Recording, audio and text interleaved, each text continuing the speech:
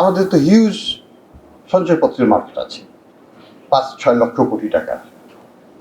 এই 5-6 লক্ষ কোটি টাকাকে যদি আমরা ট্রেডেবল করে দিই এবং এটাকে মার্কেটে নিয়ে আসতে দিই, হাউস হোল্ডদেরকে বলে যে তুমি ইচ্ছা করলে you can sell it out, এটা তো তাদের জন্য তো ভালো। আমি বিপদে পড়লে এটাকে বিক্রি করবো একটা ডিসকাউন্ট বা premium whatever is the market prevailing at that time. তো এখানে এই সুযোগটা যদি আমরা তাদের করে দিই, it is technologically it is very easy.